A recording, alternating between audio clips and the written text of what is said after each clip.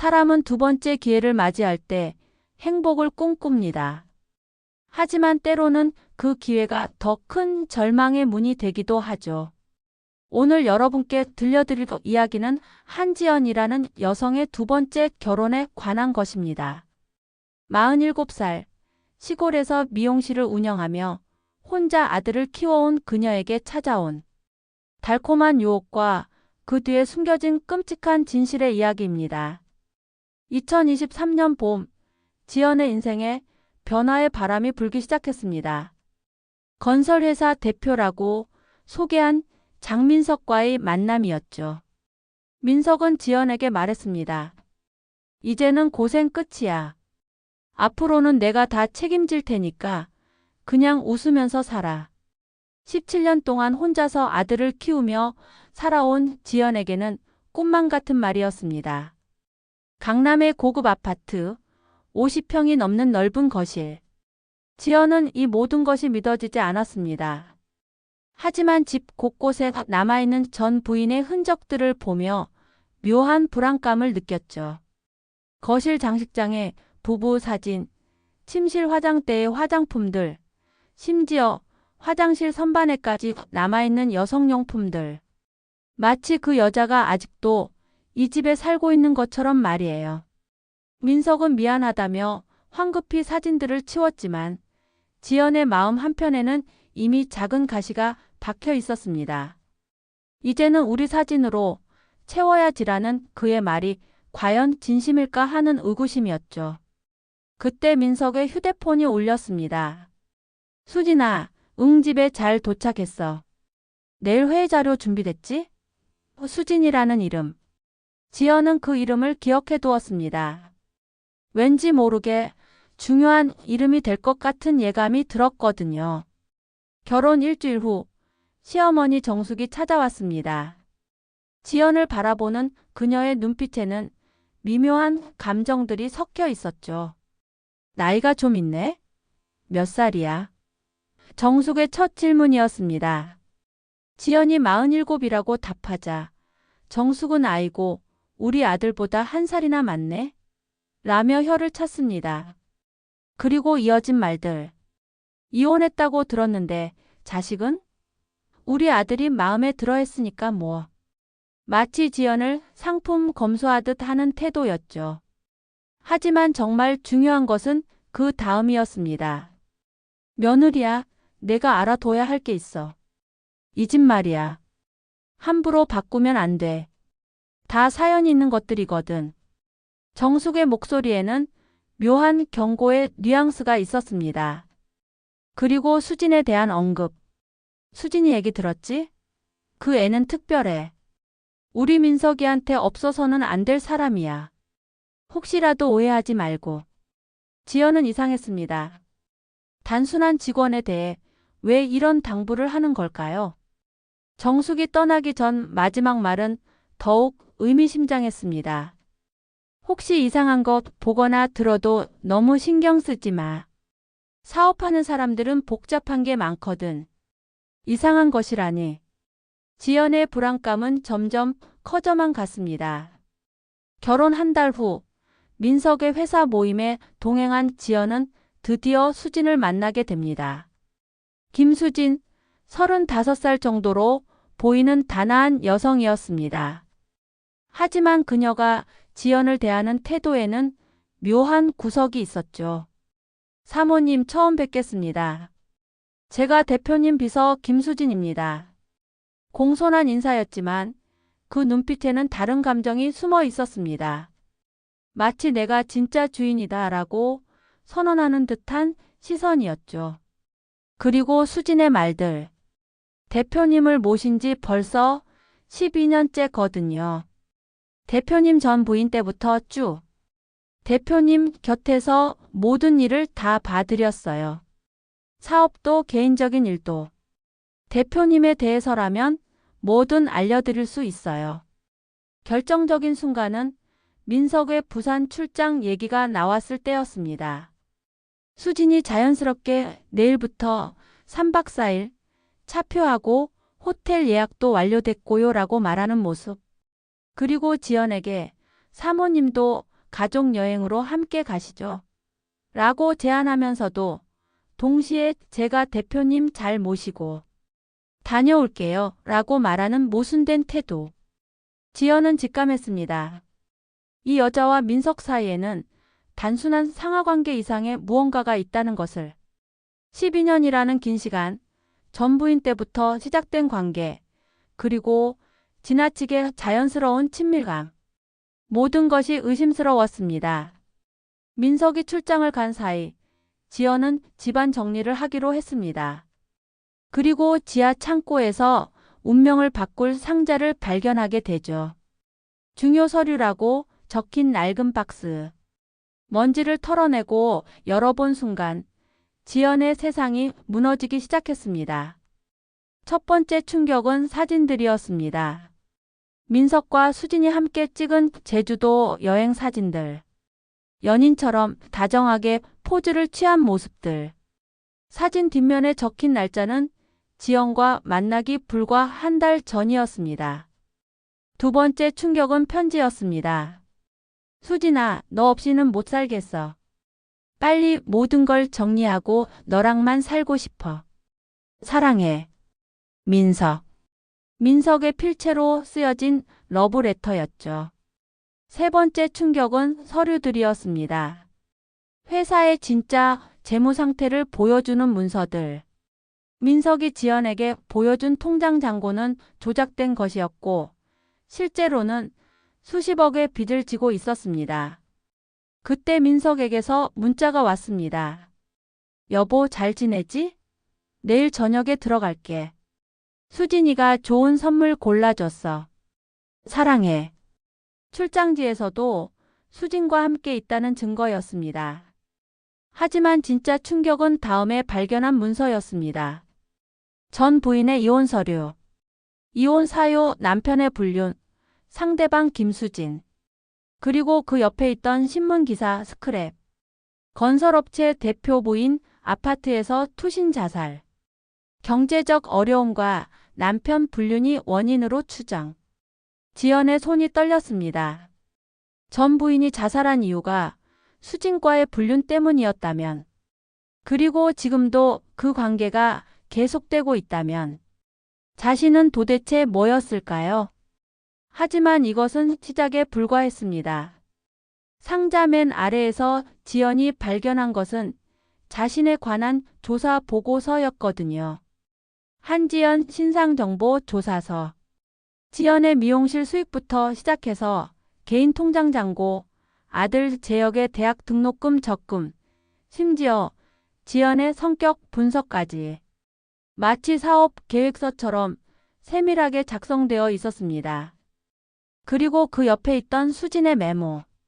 순진한 시골 여자, 조종하기 쉬울 것으로 판단됨. 미용실 매각 시 약 5억, 개인 자산 2억, 아들 등록금 통장 3천만 원. 총 7억 3천만 원 정도 활용 가능. 결혼 후 명의 도용으로 대출 가능한 한도 약 3억. 합계 10억 이상 확보 가능. 지연은 이제 깨달았습니다. 자신과의 만남이 우연이 아니었다는 것을. 민석과 수진이 치밀하게 계획한 사기극이었다는 것을. 그리고 자신은 그들이 노린 목표물이었다는 것을요. 마지막 충격은 민석과 수진의 대화를 녹음한 테이프였습니다. 테이프에서 흘러나오는 민석의 목소리. 지연이는 정말 순진해. 뭘 해달라고 하면 다 해줄 것 같아. 그리고 수진의 대답. 그럼 이번엔 완벽하게 해보자. 전 부인처럼 실수하지 말고. 돈만 뽑아내면 되니까 감정적으로 얽매이지 말고. 지연의 눈에서 눈물이 흘렀습니다. 사랑이라고 믿었던 것들이 모두 거짓이었다는 현실. 그리고 전 부인이 겪었을 절망감이 고스란히 느껴졌죠. 이튿날 저녁, 민석이 돌아왔습니다. 지연은 발견한 모든 증거를 식탁 위에 올려놓고 기다렸습니다. 지연아, 다녀왔어. 민석의 밝은 목소리. 하지만 식탁 위의 서류들을 본 순간 그의 얼굴이 굳어졌습니다. 이게 뭐예요? 지연의 조용한 질문에 민석은 당황했습니다. 어디서 찾았어? 오해야, 지연아. 이건 오래된 거야. 하지만 날짜가 명시된 증거들 앞에서 그의 변명은 무력했죠. 그때 수진이 나타났습니다. 마치 이 상황을 예상했다는 듯이 태연한 모습으로 말이에요. 사모님, 이제 다 아시는군요. 수진의 차가운 목소리. 더 이상 숨길 필요가 없다고 판단한 듯 그녀는 모든 것을 털어놓기 시작했습니다. 사모님을 결혼 상대로 선택한 건 우연이 아니에요. 저희가 계획한 거죠. 대표님 회사가 부도 직전이거든요. 새로운 자금줄이 필요했어요. 사모님 미용실과 개인 자산, 그리고 사모님 명의로 대출받을 수 있는 돈까지. 지연은 충격의 말을 잃었습니다. 그러나 수진의 폭로는 더 잔혹했습니다. 그리고 사모님 아드님 대학 등록금 통장도 이미 확인했어요. 꽤 목돈이 있더라고요. 사모님은 그냥 이용당한 거예요. 전 부인처럼요. 전 부인 이야기가 나오자 지연이 물었습니다. 전 부인은 정말 자살한 거예요? 수진의 대답은 더욱 충격적이었습니다. 자살이긴 하지만 저희가 몰아넣은 거죠. 진실을 알고 나서 견디지 못했거든요. 특히 저랑 대표님이 바로 옆집에서 살고 있다는 걸 알고 나서는. 옆집이요? 네, 803호에 살아요. 바로 옆이죠. 지연은 이제 모든 것을 이해했습니다. 왜 집안에 전 부인의 흔적이 그대로 남아 있었는지, 왜 시어머니가 그런 경고를 했는지, 왜 수진이 그렇게 자신만만했는지를 말이에요. 하지만 수진의 폭로는 여기서 끝나지 않았습니다. 더 큰 충격이 기다리고 있었거든요. 그런데 사모님, 한 가지 말씀드릴 게 있어요. 이미 사모님 명의로 대출받은 게 3억이에요. 뭐라고요? 사모님 도장이랑 신분증으로요. 사모님이 서명한 것처럼 만들어서요. 법적으로는 사모님이 빌린 돈이죠. 그때 지연의 핸드폰이 울렸습니다. 아들 재혁의 전화였죠. 엄마, 큰일 났어. 재혁의 다급한 목소리. 은행에서 전화 왔어.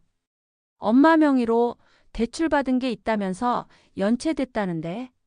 그리고 엄마 미용실 건물도 담보로 잡혔다는데. 지연의 머릿속이 하얘졌습니다. 17년 동안 혼자 힘으로 일궈낸 모든 것이 하루아침에 사라진 것이었습니다. 수진이 차갑게 말했습니다. 사모님, 진정하세요. 방법이 있어요. 계속 저희랑 함께 지내시면 돼요. 어차피 갈 곳도 없으시잖아요. 이혼하시면 빚만 떠안게 되지만 부부로 지내시면 저희가 조금씩 갚아나갈 수 있어요. 민석도 거들었습니다. 지연아, 수진이 말이 맞아. 이게 최선이야. 현실적으로 생각해봐. 하지만 지연에게는 그들의 말이 악마의 속삭임처럼 들렸습니다. 하지만 지연은 그들이 생각하는 것만큼 순진하지 않았습니다. 17년 동안 혼자서 아이를 키우며 세상의 험난함을 버텨온 여자였거든요. 지연이 조용히 말했습니다. 정말 못됐네요. 당신들. 그리고 이어진 말. 하지만 한 가지 놓친 게 있어요. 수진이 비웃듯 물었습니다. 뭘요? 그때 지연이 가방에서 꺼낸 것은 작은 녹음기였습니다. 이거 보세요. 방금 대화. 다 녹음됐어요. 민석과 수진의 얼굴이 하얗게 변했습니다. 설마. 그리고 이미 경찰서에 신고도 했고요. 곧 올 거예요. 민석이 다급하게 외쳤습니다. 지연아, 너도 공범이라니까. 하지만 지연의 대답은 단호했습니다. 아니에요. 저는 피해자예요. 그리고 지연은 더 큰 카드를 꺼내 들었습니다. 그리고 한 가지 더. 제 미용실 이미 팔았어요. 어제요. 뭐? 수진의 당황한 목소리. 그 돈으로 변호사도 선임했고요. 당신들이 위조한 서류들 다 무효 처리됐어요. 지연이 계속 말했습니다. 당신들이 저를 시골 사람이라고 무시했겠지만 17년 동안 혼자 살면서 이것저것 많이 배웠거든요. 특히 사람들이 저를 속이려 할 때 어떻게 대응해야 하는지를요. 멀리서 사이렌 소리가 들려왔습니다. 지연이 마지막으로 말했습니다. 그리고 전 부인 일도 다시 수사받을 거예요. 자살이 아니라 타살일 가능성이 높다고 하더군요. 경찰이 도착했습니다. 장민석과 김수진은 사기와 문서 위조 혐의로 체포되었고 시어머니 정숙도 공범으로 조사를 받게 되었습니다. 민석이 끌려가면서 마지막으로 외쳤습니다. 지연아, 이러지 마. 우리 다시 시작할 수 있어. 하지만 지연의 대답은 차가웠습니다. 다시 시작이라고요? 저를 이용해서 사람까지 죽게 만든 당신들과요. 수진도 악을 쓰며 말했습니다. 사모님, 후회하실 거예요. 지연은 담담하게 답했습니다. 후회는 당신들이 하세요. 시어머니 정숙은 눈물을 흘리며 말했습니다. 지연아, 정말 미안해. 내가 잘못했어. 지연은 마지막 정도는 보여주었습니다. 어머니는 아들을 위해서 그러신 거 이해해요. 하지만 방법이 잘못됐어요. 6개월 후 지연은 작은 동네에 조그만 카페를 열었습니다. 미용실을 판 돈과 법정에서 받아낸 손해배상금으로 마련한 작은 공간이었죠. 변호사가 좋은 소식을 가져왔습니다. 재판에서 민석은 징역 5년, 수지는 징역 3년을 선고받았고 전 부인의 죽음도 재수사 결과 자살교사죄가 추가로 적용되어 형량이 늘어났습니다. 지연의 아들 재혁이 카페를 찾아왔습니다. 엄마 정말 많이 달라졌어요. 예전보다 훨씬 당당해지신 것 같아요. 지연이 웃으며 답했습니다.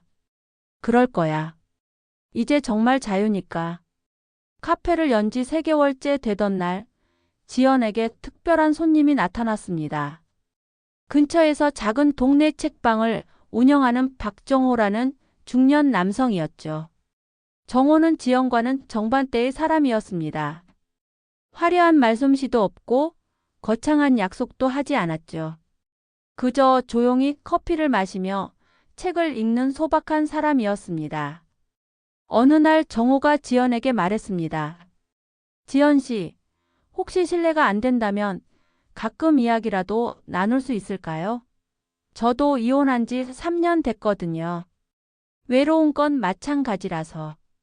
그냥 친구로서요. 지연은 그의 솔직함이 좋았습니다. 무엇보다 그는 지연에게 화려한 미래를 약속하지 않았고 지연의 과거에 대해서도 캐묻지 않았습니다. 그저 현재의 지연을 있는 그대로 받아들였죠. 3개월 후 정호가 조심스럽게 고백했습니다. 지연 씨 지연 씨 좋아해요. 부담스러우시면 안 그래도 되는데 그냥 제 마음을 말씀드리고 싶었어요. 지연은 당황했습니다. 저는 아직. 하지만 정호는 기다렸습니다. 괜찮아요. 급하지 않아요. 지연 씨가 준비될 때까지 기다릴게요. 대신 조건이 있어요. 서로에게 거짓말하지 말아요. 뭐든 솔직하게 이야기해요. 지연도 조건을 내걸었습니다. 그럼 저도 조건이 있어요. 천천히 해요. 정말 천천히. 저는 아직 상처가 많이 아물지 않았거든요. 정호의 대답은 따뜻했습니다. 당연하죠. 평생 천천히 할게요. 1년 후 어느 날 지연의 카페에 예상치 못한 방문자가 나타났습니다. 집행유예로 출소한 시어머니 정숙이었습니다. 정숙은 많이 늙어 보였습니다. 지연아, 미안해. 정말 미안해. 눈물을 흘리며 말하는 그녀를 보며 지연은 복잡한 감정을 느꼈습니다. 내가 정말 잘못했어. 너한테 너무 미안해서 어떻게 살아야 할지 모르겠어. 정숙의 참회는 진심으로 보였습니다. 민석이는 감옥에서 많이 반성하고 있어. 너한테 정말 미안하다고. 지연은 담담하게 답했습니다. 어머니도 아들을 위해서 그러신 건 이해해요. 하지만 방법이 잘못됐어요. 이제는 정직하게 사세요. 그게 진짜 민석 씨를 위하는 길이에요. 정숙이 마지막으로 말했습니다. 고마워, 지연아. 너 같은 며느리를 둔 게 복이었는데 내가 다 망쳤구나. 어머니 건강하세요. 지연의 작별 인사에는 원망이 아닌 안타까움이 담겨 있었습니다. 2년이 흘렀습니다. 지연의 작은 카페는 동네 사람들에게 사랑받는 공간이 되었고 정호와의 관계도 천천히 조심스럽게 발전해 나갔습니다. 그리고 마침내 지연과 정호는 결혼식을 올렸습니다. 화려하지 않은 가족과 가까운 친구들만 참석한 소박한 결혼식이었지만 지연에게는 그 어떤 화려한 결혼식보다 의미 있는 시간이었습니다. 아들 재혁이 지연에게 말했습니다. 엄마 정말 예뻐요. 그리고 행복해 보여요. 정호도 약속했습니다. 지연 씨, 평생 행복하게 해드릴게요. 지연의 대답은 확신에 차 있었습니다. 저도요. 이번에는 진짜예요. 혹시 지금 힘든 시간을 보내고 계신 분이 있다면 기억하세요. 아무리 긴 터널도 언젠가는 끝이 있습니다. 그리고 그 끝에서는 반드시 빛이 기다리고 있을 것입니다. 지연처럼 포기하지 마세요. 여러분의 진짜 행복도 분명 어디선가 기다리고 있을 테니까요.